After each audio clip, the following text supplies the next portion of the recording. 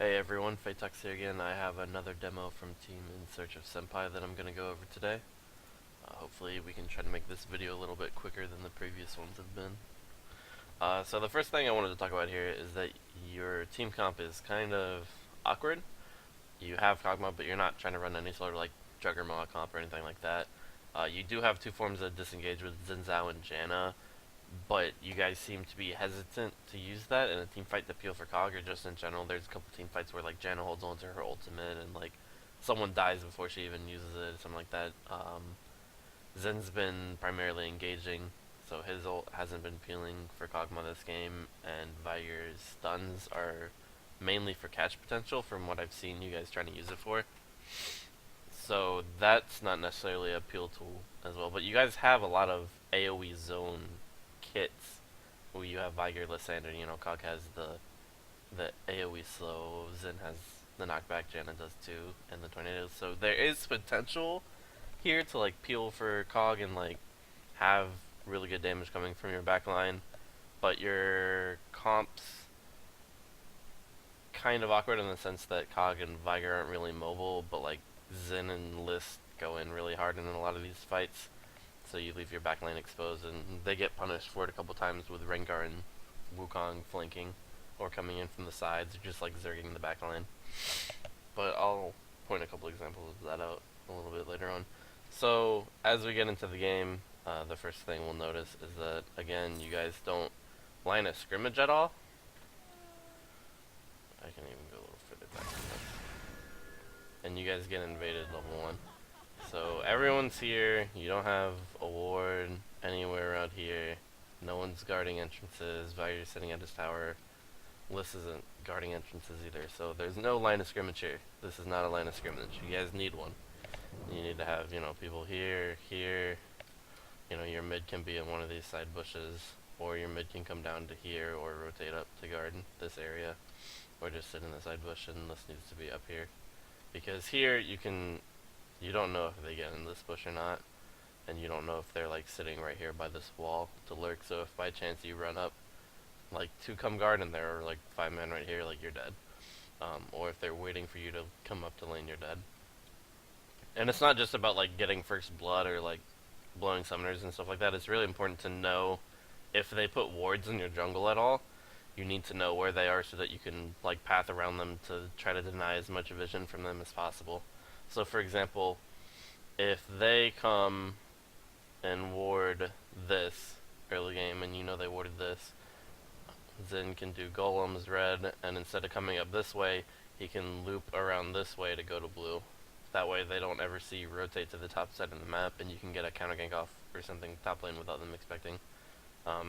That's not what happens, but that's just an example. So yeah, don't AFK early game, don't just sit in the bush unaware, because you guys don't react at all when they come in for you guys. You guys look like you're just sitting there AFK, people end up having to blow flash just to get out. So that was really sloppy. And then you double ward here, you need to communicate, hey, I'm gonna ward this, save your ward, so that you don't ever want to like waste 2 trinkets like that. I mean, it would have been better for the trinkets to have gone out early game to prevent the invade, but that's okay too. So like it'd be good if one person warded here, and then as they left, if another person like warded over this wall to try to make sure that they were actually gone. Maybe like with a Janna tornado or something to go in there first, just to make sure that they don't jump on you when you get awarded. So I'll skip forward a little bit. It's a little too far, but that's alright. So the main thing I wanted to just say here is that I noticed you take E at level 3, which, but don't do Wraith until you have E, because E is your AoE, and you had to attack the littles before you even focused the big one here, because you didn't have any AoE. And usually junglers don't like do Wraith in their first clear. They'll just skip it, or they'll come back for it with a smite buff before they like gank mid at level 3 or something like that. So you just skip this. You can just go straight here and do Gromp and then blue instead of Wraith and then blue, and that way you get the smite on Gromp and you have the poison buff. And then the other thing I wanted to say for Zen, we'll follow you here, if you're gonna continue jungling, do Gromp first and use smite on Gromp. That way you have the buff to clear faster with it, because here you like do blue and then go to Gromp, which is pretty pointless. And even if you want to like fast gank, um, you're already level 3, so you don't need this to necessarily gank, but if you wanted it, you could smite Gromp, and the Gromp buff hits champions too, so do that before you go to counter gank or something like that. Lysandra, you need to use your Trinket Ward at like 3 minutes. Like right now, 3:07, this would be a great time just to drop your Trinket Ward here.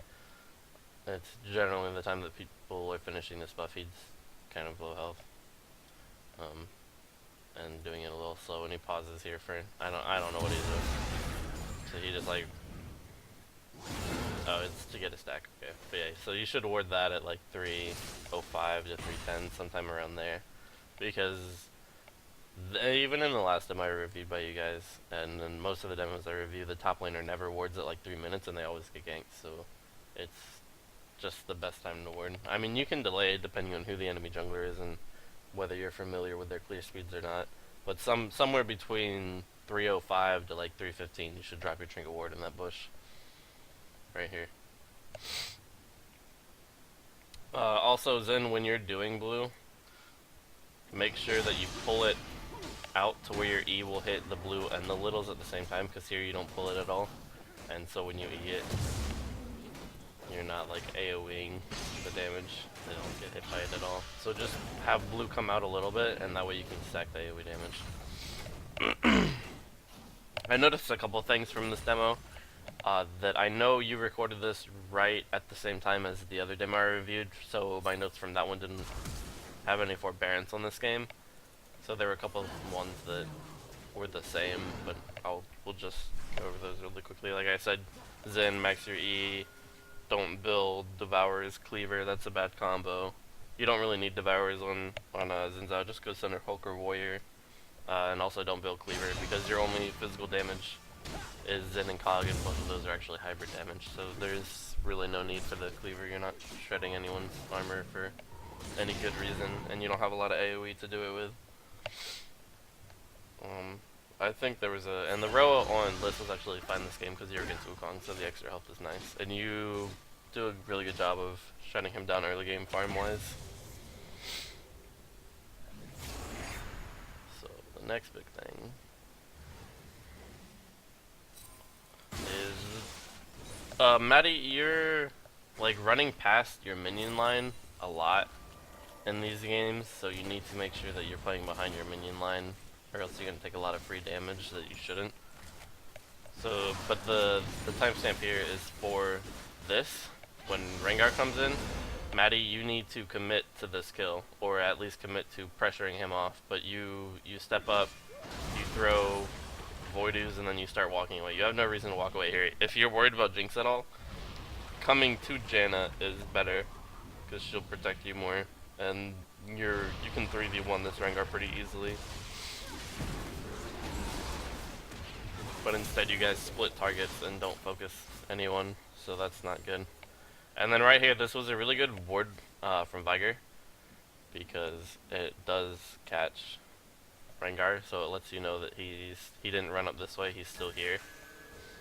And then as Jinx backs, he actually comes back in, and you know that he's there anyway.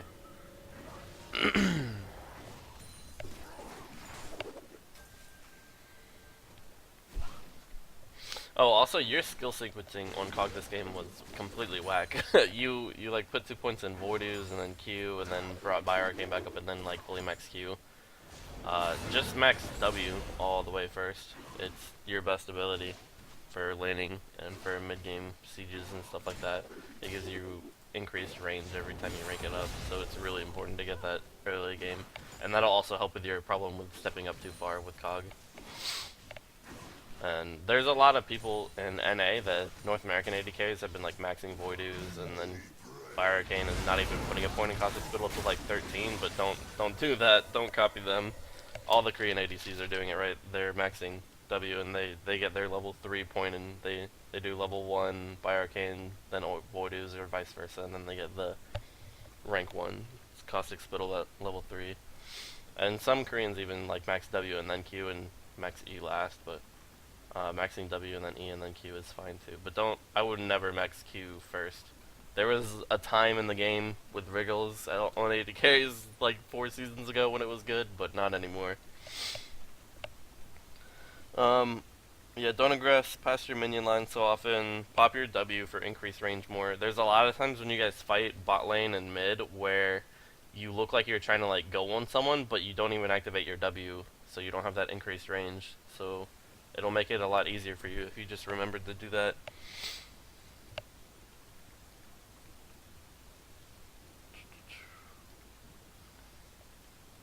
Yeah, so here Rengar comes back in, and the only reason he's doing this is to give Jinx time to stall, to heal, and come back to lane so that they get the 3v2.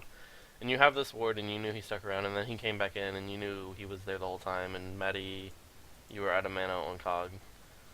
So there was really no reason to stay and try to fight this. You guys should have just, like, backed and spent your gold. Because you're almost double Jinx's farm, but you're not spending your gold at all.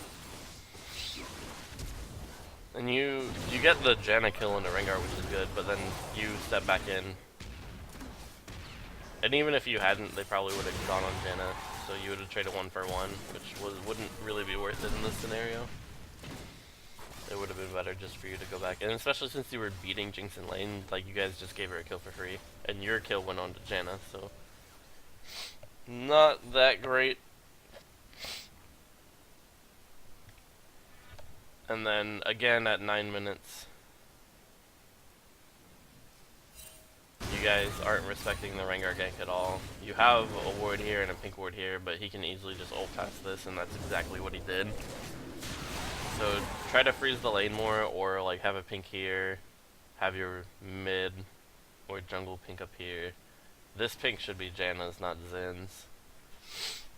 Zen needs to put his pink somewhere where he can more easily access. This is a good pink ward, but for some reason it's like not actually in the bush, so be really careful about that one. And then Janet here, you shouldn't have tried to defend this alone. They could have towered over you, and you ended up using your ulti and wasting it. I get that you were just trying to, like, you thought maybe you could delay them off of it, but yeah, so you have to blow your ult there, so that's unfortunate. It would have been better just to back off of it earlier.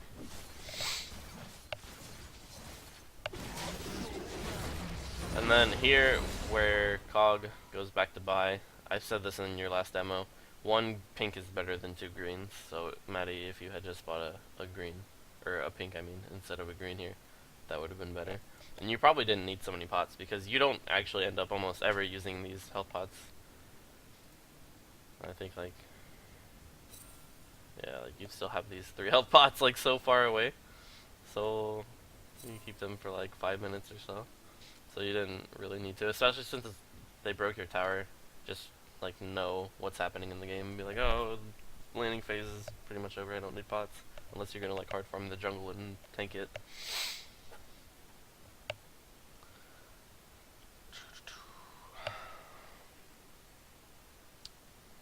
And then, so Zen, oh, I passed it because I was, okay, we'll just start. Then if you go top while drag is up, you're basically forfeiting it anytime past, you know, level 4, level 5 or so. Or 6 minutes in is also a good marker. So you go top here, which is all great, but they get the bot tower, and they're gonna rotate the drag here. So, and you don't really get anything off of it this time, but there's the next time that you come top, you forfeit drag again, and that time you guys get 2 towers top, so that one is worth it because you trade towers for dragon, which is fine, but this time you don't get anything off of it. But, I mean, your bot lane had already fallen, so it was a good counter pressure, because I suppose even if you were bot, since people died bot lane, you couldn't have done anything about the dragon anyway. So, good counter pressure, but just keep that in mind, because there's a lot of times that you go top when dragon's up and you guys don't have vision control or anything like that. And it's really risky.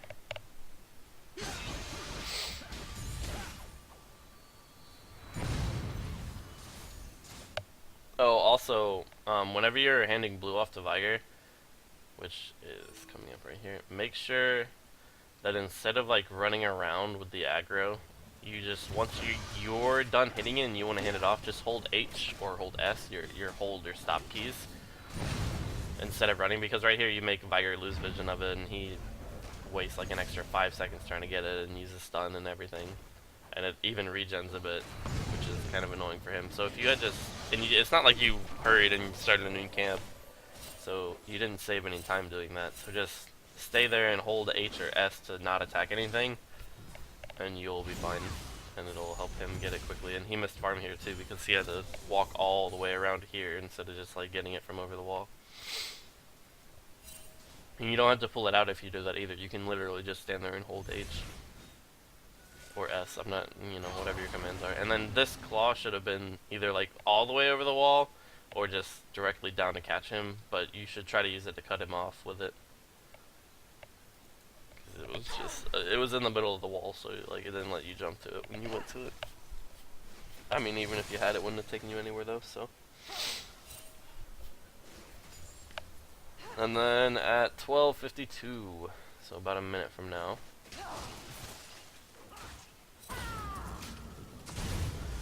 So right here, you are healthy enough to start TPing. While you're like casting TP, you'll still be regenning.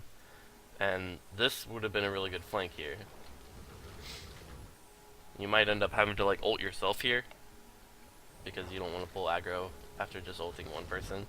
So if you come in and like snare everyone and then ult yourself, it'll be really good. However, your ult's on cooldown, so you're not really going to do much with it. But you TP in really late, so instead of at like 12:52, you TP in at like 13 minutes. So you TP in way too late to do anything, and your ult's down, so it was pretty much just a waste of TP. Dragon's not up to like force them off of it and then rotate the drag, so there's really no point in that. You could have just walked mid or went back top and pushed top until you needed to TP back in once your ult was back up. So just remember your TP cooldowns are really important and use them a bit more wisely.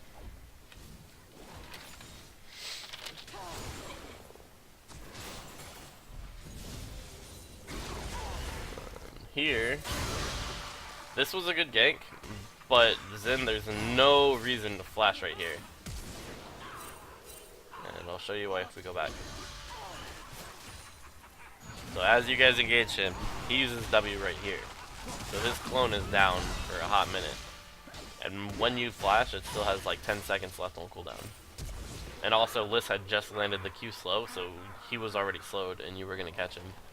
He doesn't have any boots and you have speed 1 boots. There's no way that he was going to get away from you. His flash was down from when he came mid as well. Which I skipped past that, but Wukong flashed in with his ult here. So yeah, no reason to blow flash right there. And you did it earlier this game too with the flash auto into the tower, which that was debatable. Maybe you needed to do it there so that you didn't tank tower for very long.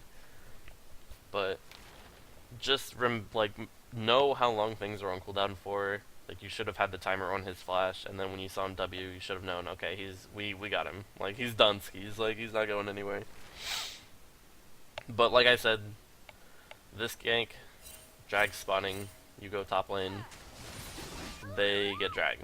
However, this time you guys actually counter push.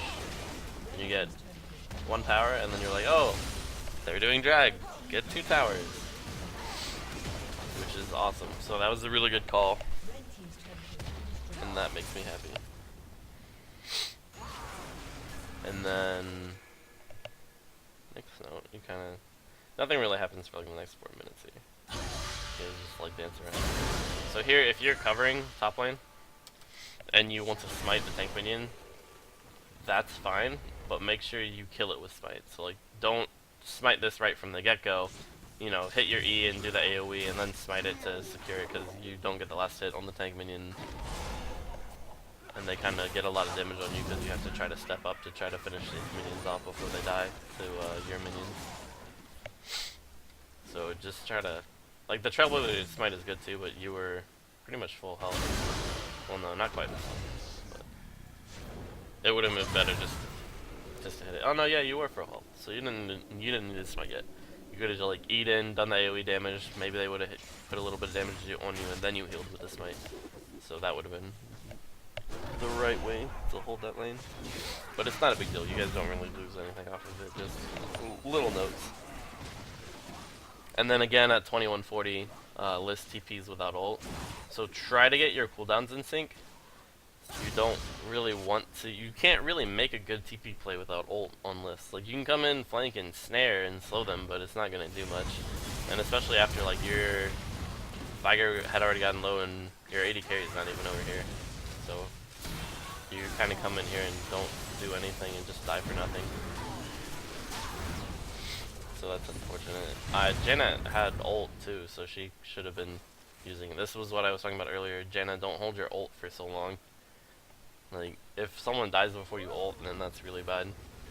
There's a fight that happens around here that I'll point out too later in the game where, because you don't even need it to like hard reset the fight. Even if like Rengar tries to dive you guys, you can use Janna ult to zone the rest of them away, so that you can isolate the target and kill it quickly. And then at 23 minutes, there's a really good Viger stun right here to zone Rengar from coming in to steal his smite. So that was really good. I think he was actually in range to do it there. He probably just didn't realize that he could smite through stun. But it was a really good attempt to keep him off of the drag, just in case. Because he did have a chance to steal it there. So good Viger wall. Kog'Maw, as a general note, aim your ults ahead of targets, lead them with it, because I can't count how many times this game I saw you drop the ult right where someone is, and then like as they continue walking it misses and is behind them. Remember that it has a cast time, it's delayed, it falls from the sky, it's not instant. So just, you know, try to predict their pathing and lead them with it, and know the range of it too, because there's a lot of times when you're not using its max range. The same thing with your W, you know, rank W first and use the range to your advantage. You'll do a lot better and get a lot more DPS out. And then at 27, there's a big error that happens here. That's too far.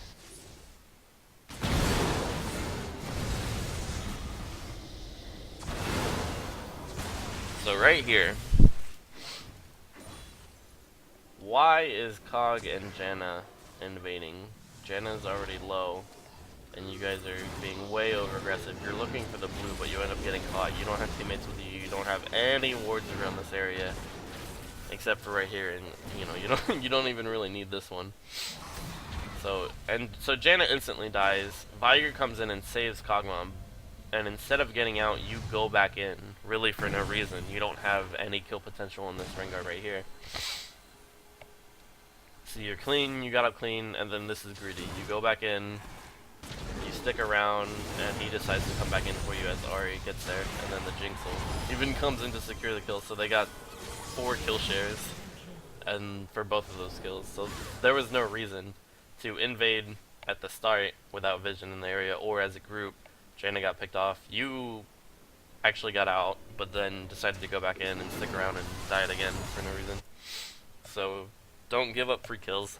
There's a lot of those situations that happen in this game with people trying to solo invade or solo engage or just not being grouped enough. They're thinking that they're as strong in skirmishes as you guys are in teamfights, which you're not. Your comp is really good in teamfights, but in short little skirmishes, you're kind of weak against their comp because they have Rengar, Ahri, Wukong. They have really good pick potential, so you want to avoid getting picked this game. You have to understand that that's one of their team comp's win conditions, so you need to stay grouped and have progressive vision. Like, you don't have to go in deep to ward if you don't have vision here. You don't want to go ward here right away. You want to ward here first, you know, ward over this wall first, then come up ward here. Push the line of vision out one step at a time. Don't try to overextend it, push it out too far at once, or else you'll just get caught. And then 29, 40 in the spot lane. You guys do a really impatient tower push. So here you wave clear and you have a wave on the way, but you just decide, oh, I'm Zen, I'm tanky, I'm gonna tank the tower, you know, for no reason, instead of just waiting the 5 seconds for the minion wave.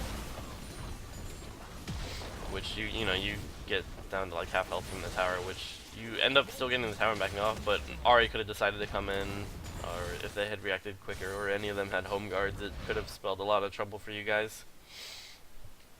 And then there's a time when you guys get the mid stuff here and then rotate top.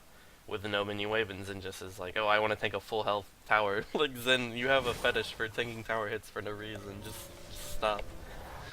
Try to be more patient when the minion waves and collectively push together. Have clean pushes and sieges. You guys have Kog'Maw. There's no reason to face tank towers, especially when you're winning. Also, Janna, if Zen ever does decide to tank the tower, make sure you're shielding him instead of Kog'Maw, because you shielded Kog'Maw to try to DPS the tower faster, but it would have been better to shield Zen, because he was also hitting the tower, and the shield steroids his Q, which hits towers, and it mitigates some of the damage, so it would have just done more for you guys if you had shielded Zen when he was tanking this bottom tower. So here, you guys shouldn't be engaging alone.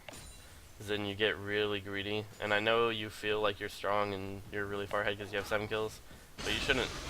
Like, this was okay, but as soon as it got past this line, you shouldn't have kept going. Especially once Ari came in. Because Cog gets there and let's TP's in, but they were, you know, really late. But, so it was a really sloppy engage. Try not to engage until you guys are grouped up, even if you're ahead like this. But that's not the biggest problem that happens this fight. The biggest problem that happens this fight is that you guys trade 1 for 2, and there's still enemies around, and Liz and Janna decide to fight, and Maddie, instead of coming to fight, sits here and gets blue, which there's no point. You already have blue. You're already double buffed. It's almost out, but you don't. This fight has way bigger priority. So they go in, and this whole time you're just getting blue, and you already have blue. You don't need that blue. Viger doesn't even care about the blue. He comes straight in, and you ended up dying and losing the blue anyway. So it would have been a lot easier for you just to come in while Lysandra was alive. She probably would have been able to zone and protect you, and you could have pumped out a lot of DPS in the duration of her CC. So that was just really silly. Try to stay on the same page. Don't split objectives like that. Make sure you guys are going for the same goals. And if your team's fighting, you need to go to them. Nothing has priority over that. And then when you spawn, there is a big wave down here, and so your side lanes are getting pushed. So you guys just need better side lane control. I can link you a couple of videos to show you how to get a wave pushing in your favor without actually having to like hard push it yourself. Because there's like in a minute or so is when Cog decides to come bot and split push. So this is good. So here you can get the wave pushing in your favor here. If you had just killed a couple minions and left their range creeps up, then the wave would have had your wave stack up first, and then it would have met like here instead of over here, and your next wave would have come, and you would have had the minion advantage, and your wave would have pushed in your favor, and it would have done that all by itself. Granted, they probably would have came and wave cleared it, but in the meantime, you could have, you know, been gone to golems, get golems, and then rotated mid and cleared mid. And if you got bot pushing in your favor, push mid, and they go bot to clear bot, you guys can rush Baron. So that's a. But instead of that happening, you try to solo push this out by yourself because you didn't get the wave in your favor. You decided to manually push it by yourself, and you're alone split pushing, which is really bad. Especially, Cog has no mobility, so you're not gonna get away from anything if they decide to converge on you. Your comps are really relying on you staying with the team, so you shouldn't be split pushing. It should be Lysandra with TP or Zen just to like clear a wave quickly and set the wave up to push in your favor.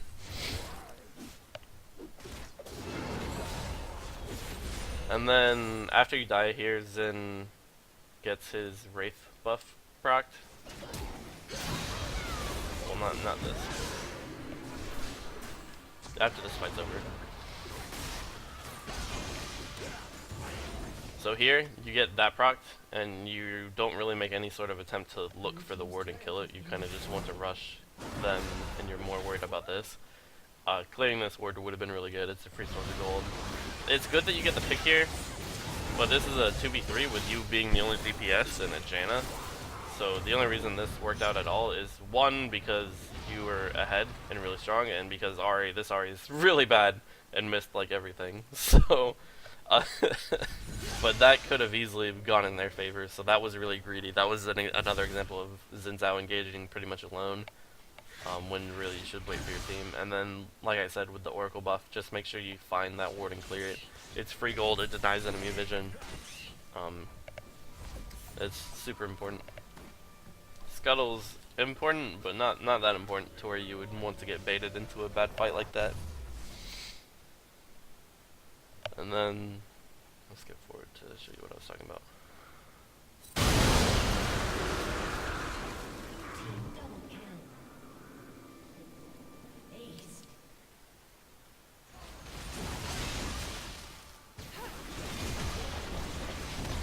So here, you're already half health. Like, I don't know why you want to try to tank this tower. It's full health.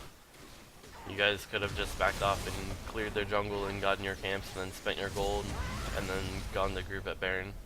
So this was another example of not clean breaking off of objectives. As soon as you got this in him, you guys should have just backed off, taken their red on the way out, gave blue to someone, spent your gold, and then regrouped to put vision control around Baron. And Cog does steal the red on the way out, so that's good.